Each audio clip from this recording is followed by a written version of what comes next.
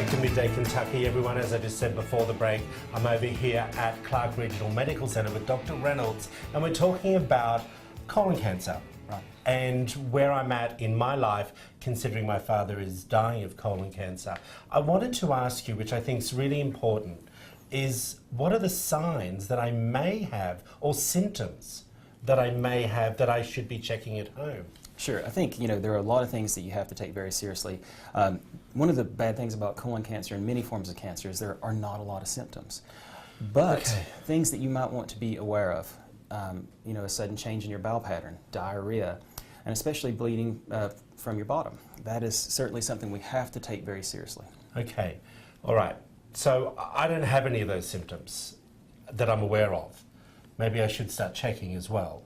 Do you know what I mean? Like, I haven't thought to check those things. Right. Usually, again, bleeding is the thing we worry about the most, and that's not very glamorous for sure, but, when that happens, that really keys us to say that, we really need to get this checked out. Okay, all right. So, we're definitely having the colonoscopy because I am at a high risk.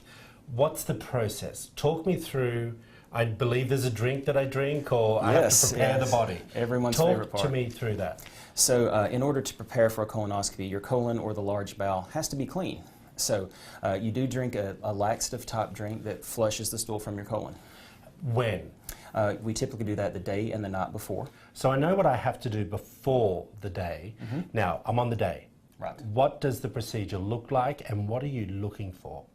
Okay, good question, Troy. So on the day of your colonoscopy, you're going to come in to the outpatient surgery center, and you'll get an IV in your arm, and medicine will help you go to sleep. So there's no pain involved. It does not hurt, it's not uncomfortable, and you don't remember any of it. What we do with the colonoscopy is we're looking at the colon or the large bowel, as you see here. So I can outline that for you. The scope examines all of the colon. We go all the way around to the very end, and then we slowly withdraw the scope to look for polyps or precancerous lesions or frank cancer, which you can see right here. So the nice thing about colonoscopy, it is a preventative measure.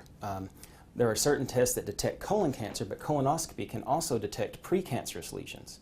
So we might have a full-blown cancer here, but if screening is done properly, often we can find the cancer at a stage such as this, to where it's just precancerous or a polyp, and that can be easily removed on the day of your examination. So, and there is very little risk in doing that. So the important thing to know is that follow the screening guidelines. Listen to your body, listen for symptoms. Remember that if you have a family member with colon cancer, that you are at higher risk, and you should take this very seriously. And if you have any other questions, you can call our office and we'd be glad to answer them. That all looks very well, Dr. Reynolds, but I want to ask you, what happens after the process?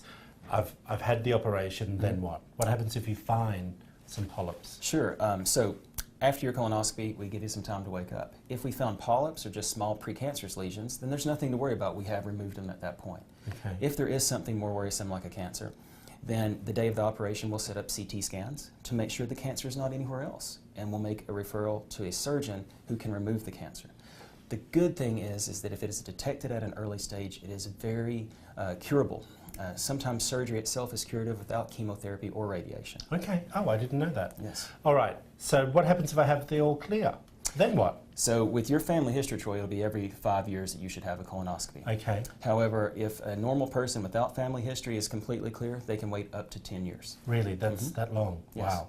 Well, Dr. Reynolds, I appreciate the insight. I know I have to have the colonoscopy, and that's something we're going to be doing. So if you want to find out more information about Dr. Reynolds, and maybe you're at risk, you need to come over and see Dr. Reynolds at Clark Regional Medical Centre, everyone. It is the thing to do. It's Colon Cancer Awareness Month.